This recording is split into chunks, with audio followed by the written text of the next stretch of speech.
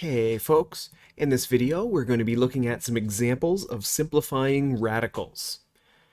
Oh, we're going to start off with some super easy ones because if you end up with a radical like root 13 or root 16, these are absolutely the easiest radicals to simplify.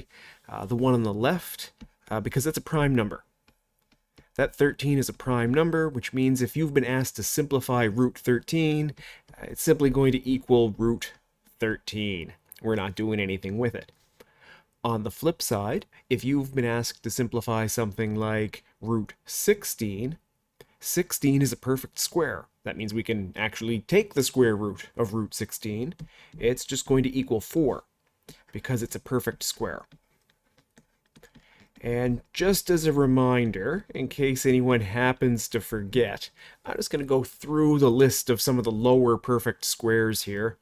We have 4, 9, 16, 25, 36, and it continues.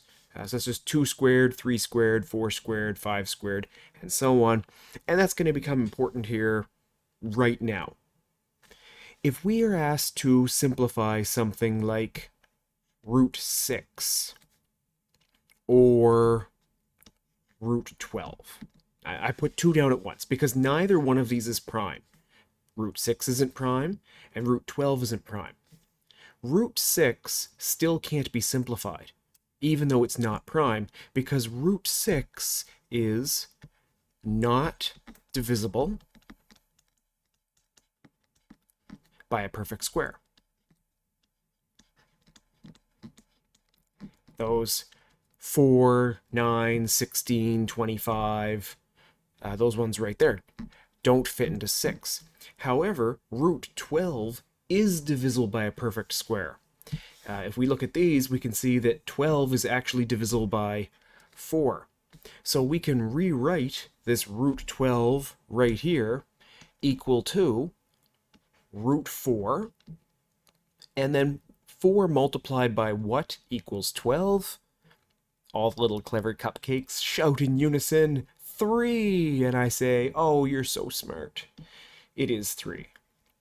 Root 12 is the same thing as root 4 times root 3, because 4 times 3 is 12. But we know what root 4 is. Root 4 is a perfect square, so we can rewrite this as 2 root 3. And that's what we get if we simplify root 12.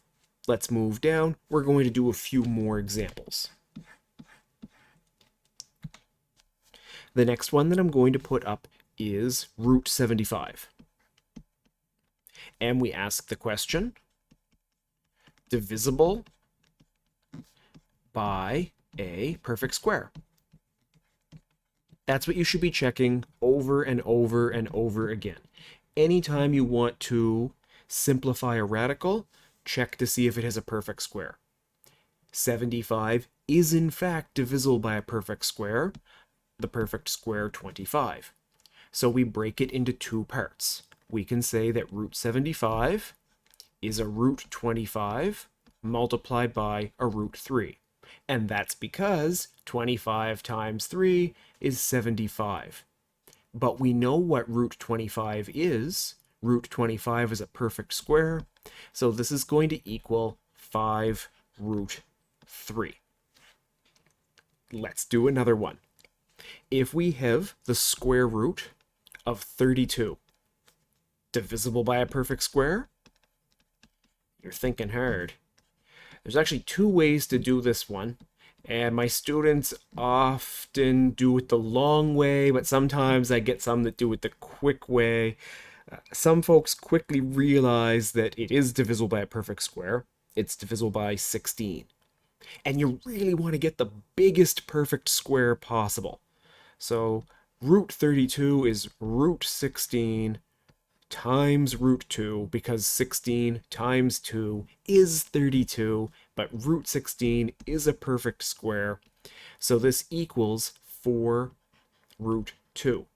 But let's say you mess that up. Let's say you you quickly realize that, hey, 32 is divisible by 4, and that works out really well.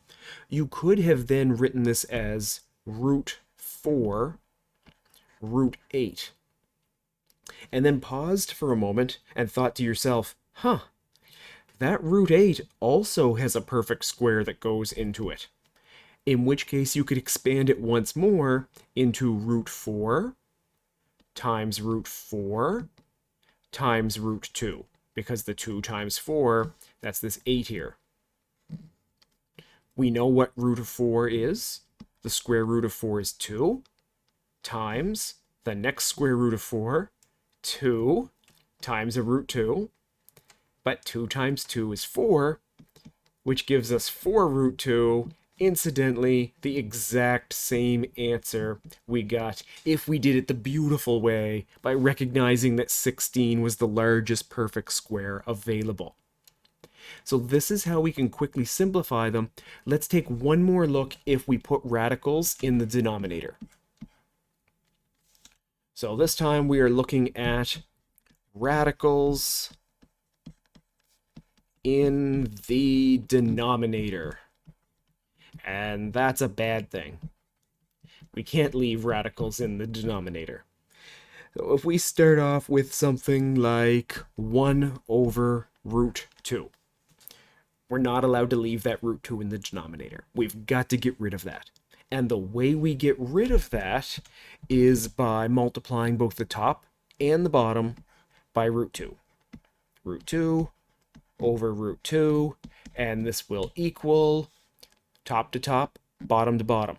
1 times root 2 is root 2 all over. Now, we can do this the long way, or we could do this the easy way, but the square root of 2 times the square root of 2 is going to equal 2. I can show you the long way to do this because it's going to be root 2, which is equal to root 2 over root 4, which is going to equal root 2 over 2. And now that's some starter radical rules if you're multiplying or adding radicals, that type of stuff, some old practice. But the square root of 2 times the square root of 2 is simply going to equal 2. If you have a radical in the denominator, the easy way to remember what's going to happen is that the radical will appear in the numerator on top, and the radicand, that's the number inside the radical, it's just going to be on the bottom without any square root. We could do the exact same thing for 1 over root 5.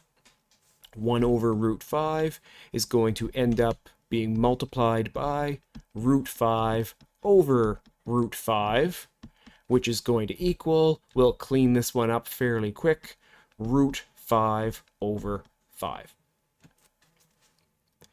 The only thing that can complicate this further, and this will be the last example that we do, is if we have something along the lines of 3 over root 18. And you say, why? Why would you do that to us? And I say, I want you to become strong.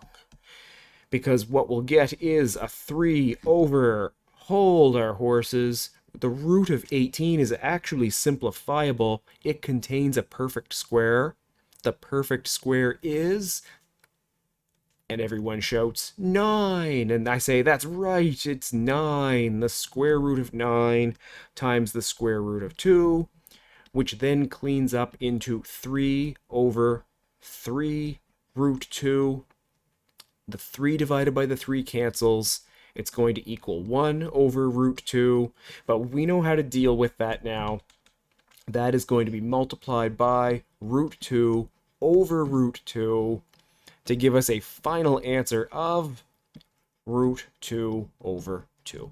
And these are just some examples of how to simplify radicals, and hopefully this helps out if you're looking at any of my other videos on how to solve exact values where we don't let you use decimals. The trick to remember here, perfect squares. Always be asking the question, does it contain a perfect square? Thanks for watching. I hope you enjoyed this, and looking forward to seeing you next time.